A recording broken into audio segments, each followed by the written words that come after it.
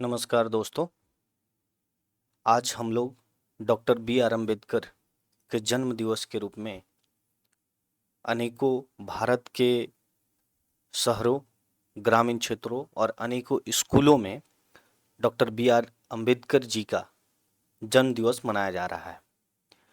तो आज हम लोग डॉक्टर अम्बेडकर जी का अनेकों पहलू जो हमसे जाने और अनजाने में अनभिज्ञ रह गया है, उस पे हम लोग चर्चा करेंगे।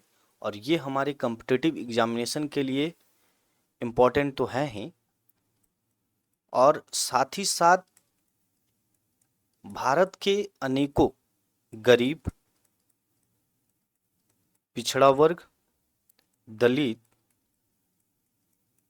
इन जैसे महान शख्सियत से अपने आप को प्रोत्साहित कर सकता है, खासकर शिक्षा के क्षेत्र में अपने आप को बढ़ावा देने के लिए। तो चलिए, आज हम लोग डॉक्टर अंबेडकर जी के जन्म दिवस पे उनसे जुड़े कुछ महत्वपूर्ण उपलब्धियों के बारे में चर्चा करते हैं।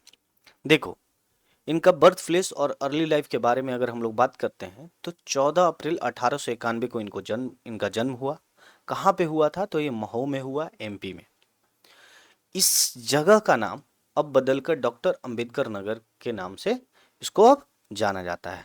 कास्ट का बात किया जाए तो कास्ट इनका महार है, जो कि एक दलित वर्ग से संबंधित है। इनके फादर जो हैं ब्रिटिश आर्मी में सूबेदार थे। नेक्स्ट, अब आते हैं इनके एजुकेशन जर्नी के बारे में। तो इनका मैट्रिकुलेशन जो हुआ एल्फिंस्टन हाई स्कूल बॉम्बे में हुआ, और ये जो है ये स्टेट पीसीएस और रेलवे जैसे एग्जाम में अधिकतर पूछे जाते हैं। ठीक है। नेक्स्ट, इनका बीए बॉम्बे यूनिवर्सिटी से हुआ। मास्टर्स इनका पीएचडी, मास्टर्स और पीएचडी दोनों कोलंबिया यूनिवर्सिटी से हुआ। इन्होंने DSC London school of economics से किया। यहाँ पे मैं आप सभी को बता देना चाहता हूँ कि दलित वर्ग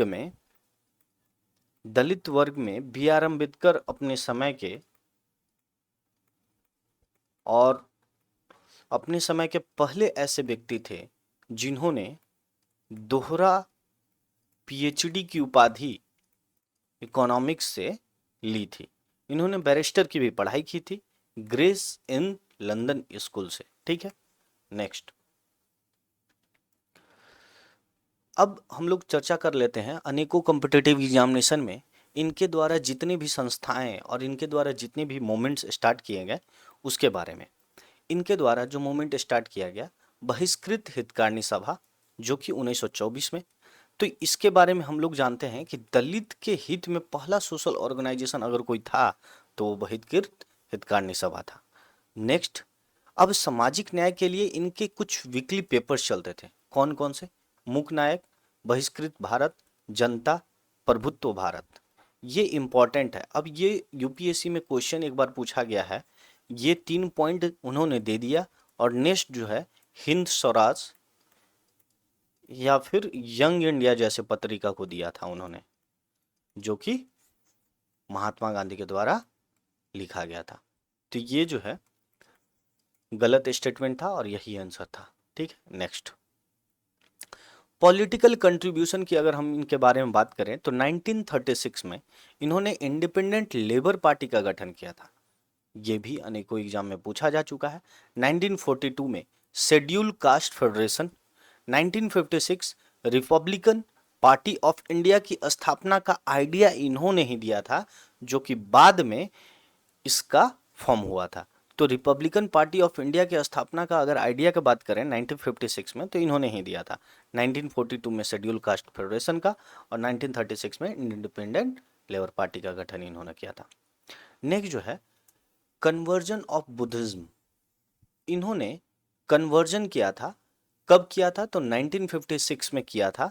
नागपुर में 5 लाख लोगों के साथ बुद्धिज्म ग्रहण किया था। अब देखो, ये मैं बताता हूं कि बुद्धिज्म ग्रहण करना इनका सिर्फ आइडियोलॉजी नहीं था। ये बुद्धिज्म ग्रहण करने से पहले इन्होंने त्रिपिटक जैसे बौद्ध ग्रंथ के अनेकों साहित्य और दर्शन को काफी बखूबी समझा और साइंटिफिक वे में अपने आप को समझाकर ये बौद्ध धर्म में परिवर्तित हुए थे। नेक्स्ट, इनका डेथ जो है, निधन जो है इनका 6 दिसंबर 1956 को हुआ और 1990 में उन्हें भारत रत्न से सम्मानित किया गया। तो आप देख सकते हैं कि हम लोगों ने बी आर अम्बेडकर से संबंधी अनेक पहलू को अच्छे से समझा है और इनसे संबंधित कुछ और पहलुओं की जानकारी के लिए आप हमें मैसेज कर सकते हैं, कमेंट कर सकते हैं और लाइक करें, सब्सक्राइब करें और शेयर करें।